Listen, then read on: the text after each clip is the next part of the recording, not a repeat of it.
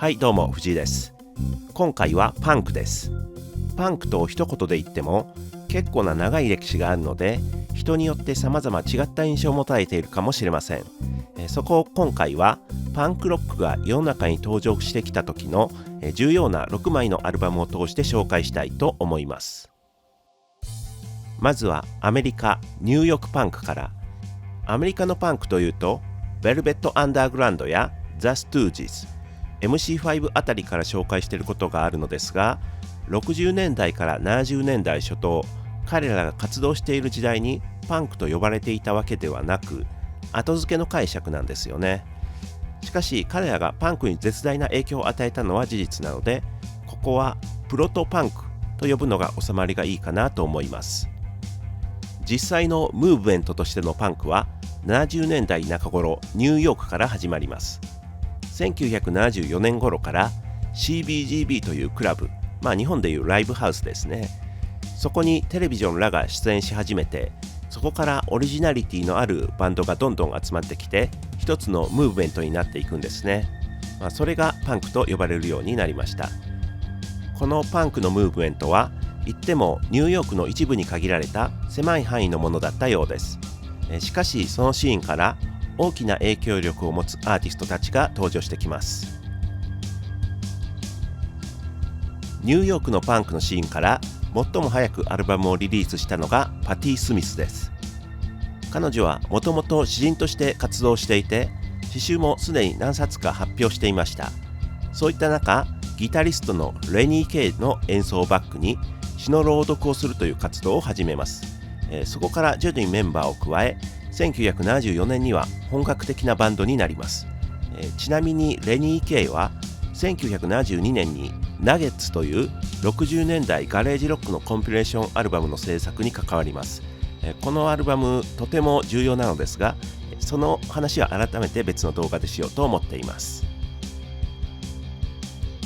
パティ・スミスは1975年にデビューアルバムホーセスをリリース。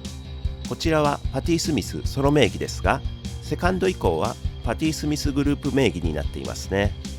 この音楽性はやはり彼女が詩人ということもあり、詩に重きを置いたものとなっています。1曲目グローリアはバン・モリソンのバンドゼムのカバーなのですが、非常に長い歌詞が付け加えられています。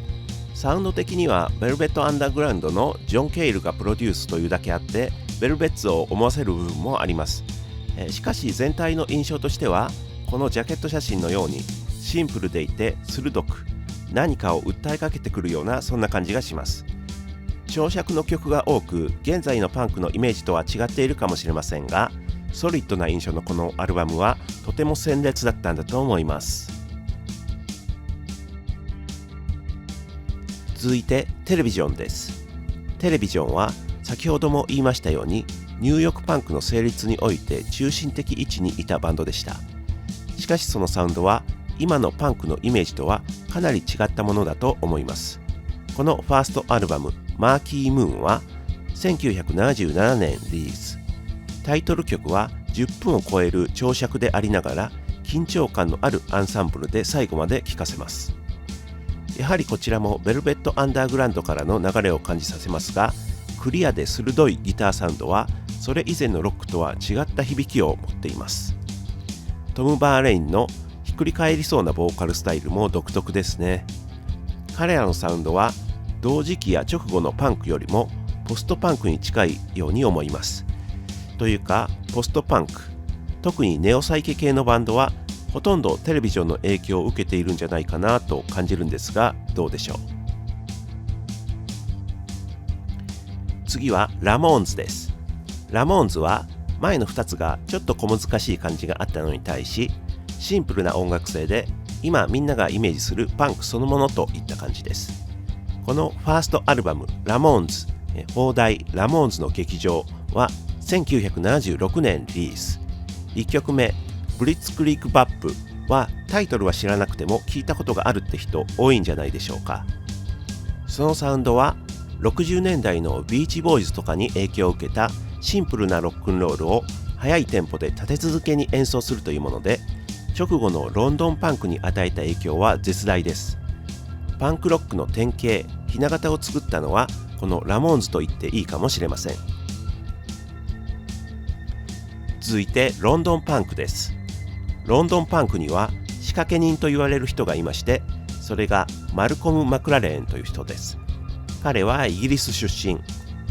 1971年にビビアン・ウエストウッドと共にブティックを始めますが、1974年にアメリカに渡り、ニューヨークドールズ、これもパンクのルーツの一つに挙げられるバンドですね。彼はこのニューヨークドールズのマネージャーになりました。で、多分その時期にニューヨークパンクシーンに触れて、特にテレビジョンに在籍していたリチャード・ヘルのファッションに刺激を受けます。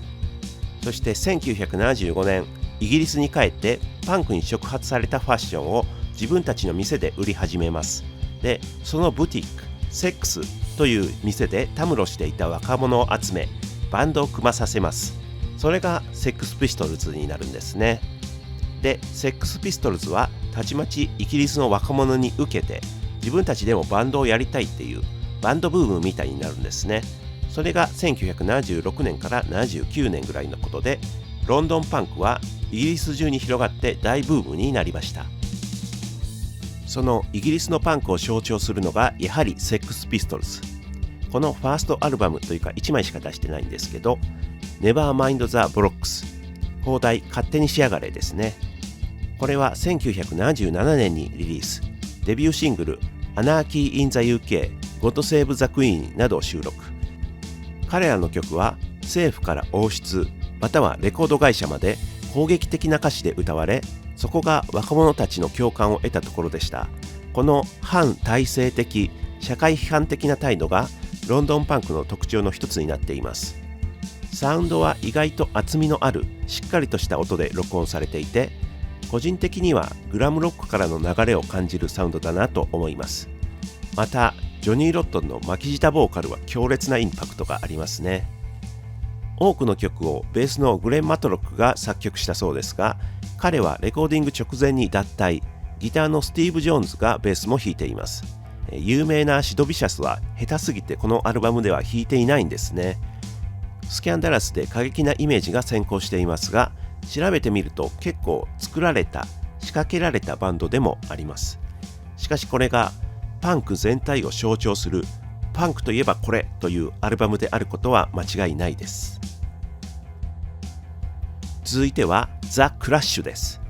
ザ・クラッシュはセックスピストルズ以上に社会的・政治的メッセージの強いバンドでした。彼らの歌はリアルな社会生活の中での怒りを歌っているように思います。このファーストアルバムザ・クラッシュ、邦題白い暴動はセックスピストルズのアルバムよりもラフで荒々しい印象を受けます。まあ言ってしまえば音が悪いんですが、そのラフさが逆に当時の若者と同じ目線にいるようなストリートの生々しさを伝えているように感じます。また特筆すべきはこのファーストアルバムの時点でレゲエの曲をやっていること。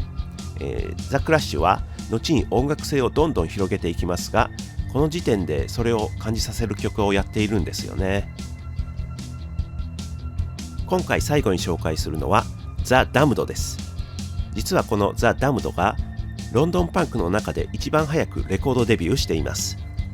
シングルもアルバムも一番早く出して、一番早く解散し、一番早く再結成した。そして曲のテンポも初期パンクの中では早かった。何もかもが早いバンドでした。